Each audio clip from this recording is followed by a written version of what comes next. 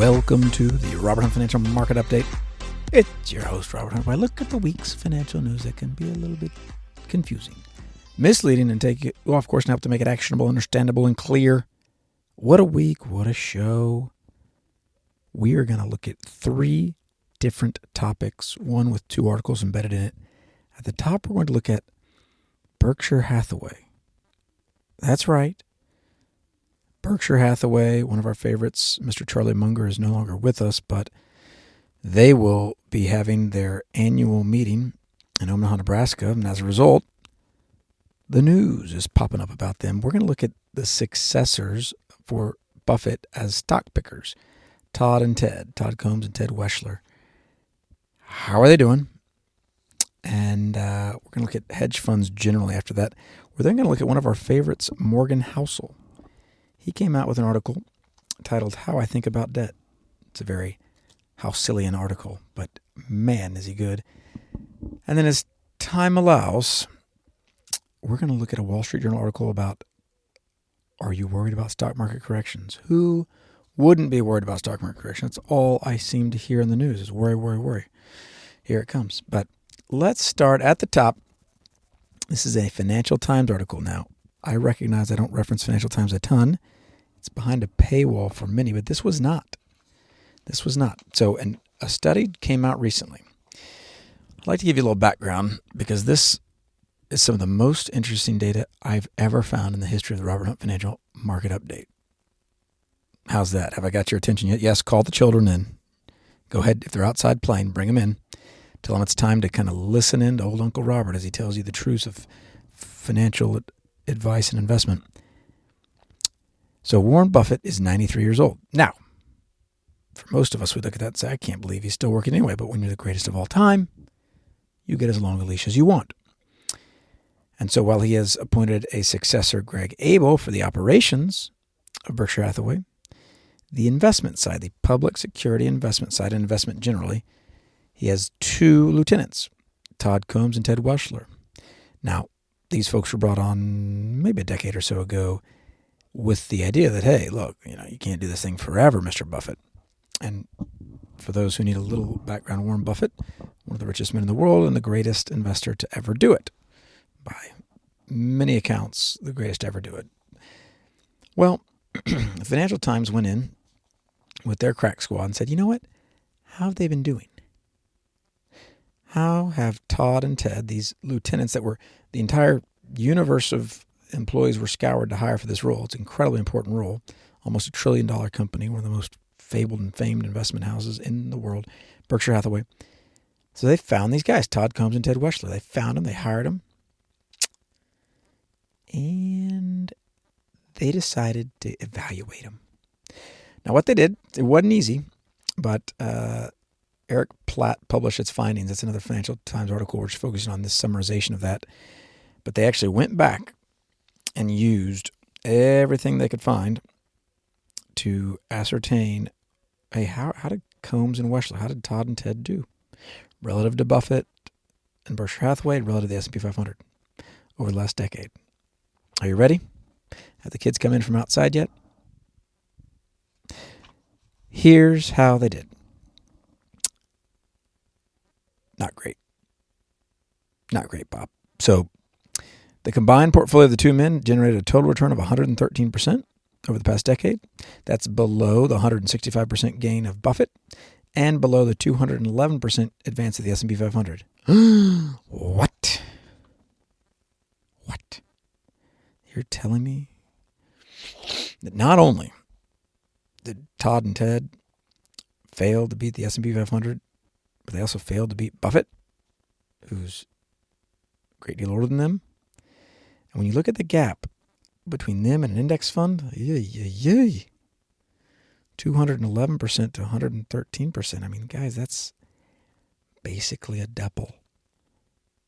There, if you put in $1 million and you put it in the S&P 500, you're doing really quite well. But with Todd and Ted, you were lagging behind by 100%. Ay, ay, ay. And again, by way of review, let us remind ourselves these men were chosen amongst basically anyone that could have been chosen. Berkshire effectively had its pick of the litter. And I know, I tell you this quite a bit, but I found this to be some of the most compelling evidence I've ever found for the absolute difficulty of picking stocks. And get ready, here's the punchline. How about the difficulty of picking people who will pick stocks? You see what happens here? Whenever someone says, oh, great, I can't pick stocks, I'll just pick someone who I know can pick stocks. And they act like it's easy. Typically what they're doing is they're just using past performance as an indicator for them to choose. Well, guess what? Buffett's pretty good at this stuff. He kind of knows who knows what they're talking about and who doesn't. He bombed. His lieutenants bombed. And it's just a decade, so okay, let's not get too short term, but most investors aren't thinking in long enough time frames. So no one's lasting that long anyway. So for you, listener, and children who have now come in, this is your reminder that not only is it hard to pick stocks, we know that only 5% of active funds will beat their respective indices over a 15-year period or less. It's actually hard to pick the people who will pick the stocks. Hey. So what are you going to do? Well, you're going to index. You're going to index. It's rough. It's rough. Trying to do this thing. And we'll see how long Berkshire shareholders take this. Ultimately, with Buffett at the helm, they'll take it forever because he's earned the right for that. But when Buffett passes away, there will be immense pressure on those two lieutenants and on Abel to potentially fire those two lieutenants if they keep this up. Because that's crazy. Why in the world would you just hang out? Well, you could be getting 200% instead of 100% returns over a 10-year period. That just doesn't make any sense. And then I saw this article. We won't talk a lot about it. CNBC. Hedge funds are dead as a doornail, says chairman of Ultra Rich Investors Club Tiger 21. So for my post-millennial listeners and their eschatology, here you go. I know you're always listening for this stuff, hoping I give you some positive news. Here it is. Folks are waking up, even the elites. So this Tiger 21 is one of the most elite investor groups where it's like the coolest of the cool kids, all ultra wealthy, sharing tips and tricks. And they're all saying, index it. Forget it. Who are we kidding? Now, they are gorging on private equity, but that's a sermon for another day. And on to Mr. Morgan Housel. Mr. Housel, one of our favorites, wrote The Psychology of Money, same as it ever was. So he's got a great post here. It'll be linked in the show notes, titled, How I Think About Debt. How he thinks about debt. And it's wonderful because it's short. It's got a couple little graphs. And he starts out with a great framework for thinking about longevity because he gives us examples. He says this: Japan has 140 businesses that are at least 500 years old. What? He goes on, a few claim to have been operating continuously for more than 1,000 years. Whoa. And then he says this: it's astounding to think these businesses have endured dozens of wars, emperors, catastrophic earthquakes, tsunamis, depressions, on and on endlessly, yet they keep selling generation after generation. There's a word for them. These ultra-durable businesses are called Chinese, and studies of them show they tend to share a common characteristic. Are you ready? Bring the kids back in. Bring them back in. This is too good. Too good. I don't care if the weather's good. Come back in. Here it is. They share a common characteristic. They hold tons of cash and no debt. That's part of how they endure centuries of constant calamities. He goes on, I love the quote from author Kent Nerburn that debt defines your future, and when your future is defined, hope begins to die. So let's go back. What was the special sauce to let people live for 1,000 years? Children, what was it? They hold lots of cash and have no debt. Ooh. What Housel explains is with no debt, when volatile events come your way, you can stomach it. Because there will be a couple extreme events in your lifetime that are so extreme that they are almost impossible to predict. Virtually impossible. It's that extreme. And so your options and your outcomes narrow the more debt you have. I think it's narrow, narrow, narrow. Housel explains, think of a 50-year time chunk.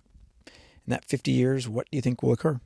Wars, recession, terrorist attacks, pandemics, bad policies from politicians, family emergencies, health crises, career transitions, wayward children, other mishaps. I didn't think wayward children was on there. There you go.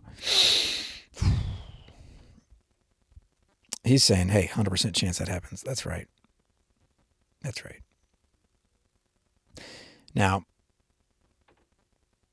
of course, every sermon deserves a little asterisk, and Housel gives it. He says he's not an anti-debt zealot. That may be more Dave Ramsey-ish. There's a time and a place, he says. It can be a wonderful tool, yada, yada, yada. But, think about those Japanese companies. Let's go back to those. And by the way, those Japanese companies aren't without their critics. Doubtless you've heard it said, Japanese companies are run at times for the benefit of the manager, not the shareholders. The government, in fact, is starting to get involved with some of these Japanese companies saying, hey, guys, why don't you spend your money? Why don't you invest? Why don't you issue dividends, buy back shares, have a more shareholder equity orientation? But if you want to last 1,000 years, a great way to do it, hold tons of cash and have no debt. Now, why would you not do that? Well, we don't live 1,000 years, Robert. We're doing well if we live past 80. That's what the actuarial tables will tell you. The Social Security tables, if you look those up, Social Security Administration knows when we will die. And they show you that, in your 80s, very few of us will make it. So why are we trying to make something last 1,000 years? Well, it's an exercise in thinking, class. It's more a way of saying, could you do this? Yes, I'll just create the critic in the room. What about opportunity cost, and what about a drag on returns? Don't you know, Robert, that if you were to apply a little leverage here and there and use less cash, put more cash to work over a 100-year period, assuming you survive it, your returns will be higher? True. All true. All true. All true.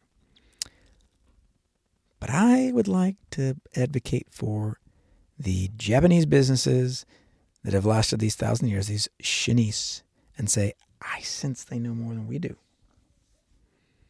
If something's lasted that long, it's worth at least implementing in part. And so consider a goal. And it's like you got mortgages, and I think you can put business debt on a company you buy and an asset. All that can be good. But at least have the mindset that, no, long term, I don't want to perpetually be in debt. If I'm perpetually in debt, then one of those 50-year outcomes, one of those black swans, one of those things I just can't predict could hit, and then I'm in trouble. The pandemic was certainly one of them, COVID. Didn't quite think that would happen. I'm not sure anyone else did either. Yet for many folks, it was a real bad deal. Right now, what's occurring? Interest rates are staying up high. Remember all those people that say, oh, here come, interest rates are going to come down. Don't you worry. They're coming down. I'm now reading from our Federal Reserve that, no, inflation may be stickier than we thought. Therefore, we're going to need to keep rates up. That means all these folks who had floating rate debt are really hurting. And then folks who had term debt, companies that have debt that matures in 2025 are in a tight spot because they thought, no way am I not going to be able to refinance this. Well, now, if they were being consulted by the Shinise would have told them, oh, no, just do less. Have a 300-year plan to grow big, and then in your 301, you'll be where you want to be. Get there in 300 years instead of 30 years. Tough to hear for our American ears, but there's some wisdom in it. And then in closing, we've got a Wall Street Journal article by Mr. Dan Weil. Worried about a stock market correction? Here's how to lock in recent gains. He then says the best course when stocks slide is for investors to stand pat. Amen. But put options are one way to hedge against a drop and lock in some profits. Yet you. Let's talk. This article is not crazy. I actually found it instructive. One, a reminder of how good we've had it. The past 5 years have been good to stock market investors. The article explains the S&P 500 index has climbed an annualized 12% during that period, outstripping the 9% annualized gain over the past 40 years. This year alone, the index is up 6.9% as of April 26th, tacking on to the 24% gain in 2023. Whoa, guys. Talk about keeping your costs low, investing simple, time horizon long. Paid off for you, didn't it? Now buckle up. It may not, every 5-year chunk may not be that good. Probably not. In fact, Mr. Weil is alerting us that that 3% premium you earned over that historic 40-year return, you earned 12% instead of 9%. It's going to be tough that's going to, reversion to the mean is real. But let's just sit in that class. Like, aren't you glad you didn't listen to the pundits 5 years ago in 2019 that said, been a good run, hadn't it? Been a good 7-year bull market from 2012. Take your earnings. Take your foot off the pedal. Let's not get greedy. Aren't you glad you didn't listen to them? But here you go. Here comes the article says, but signs are emerging that the stock market could be due for a breather. It's like it's a horse or something. As of April 25th. Come in, Bob. I've got an in-studio audience, Bob. All right, Bobby, if you think the stock market is going to go down, do you keep investing or do you go to cash? You keep investing. That is exactly right. And that was actually a trick question because when you think the stock market's going to go down, do we know which way the stock market's going to go in the future? Up. No. Well, true in a sense. So in the short term, of course we don't know, but over the 100-year period, it'll go up, right? Yes. Now, Bob, what do you do when you feel like you don't know what the stock market's doing? It feels like, hey, things could get difficult. It almost feels as though, hey, the stock market could drop at any moment. What do you focus on in those moments? You want to focus on keeping your time horizon long and still keep investing. This is a young man who's been listening to the RHF market update. That is exactly right, Bob. And I wish that the Wall Street Journal, the Financial Times, CNBC had the wisdom that you've just expressed to us here on this podcast. That is exactly right. So in this article, Bob, what they're advocating for is, hey, can we do a short-term strategy using something called an option that gives you the right to sell a security at a certain price as a way of hedging, so that some people are scared, Bob, that when the stock market's volatile, I mean, it goes up, down, up, down, up, down, they can't handle it. What do you tell to someone who can't handle that up, down, up, down, up, down? How do you encourage them? Maybe to give a meeting to someone that's worked through that and how they figured it out. Give a meeting with him and, yeah. That's exactly right. I couldn't have transitioned better myself. Sometimes an hourly financial advisor, get a meeting with someone to say, hey, I don't know exactly what to do here. What would you do? Otherwise, you will be the victim of the stock market. Yeah, preach. You'll just be a victim of the market and a victim of the soothsayer. So whenever you see something like an option pitched your way, say, oh, I can hedge my vote. Don't do it. It's a permissible thing to do, but it usually what it shows is a misunderstanding of what the stock market can do. Because when we think about it, what are the 3 keys in investing? You want to keep your cost low, your investing simple, keep your time horizon long. That's right. That's what's going to give us the best shot on our investing journey. Until next time.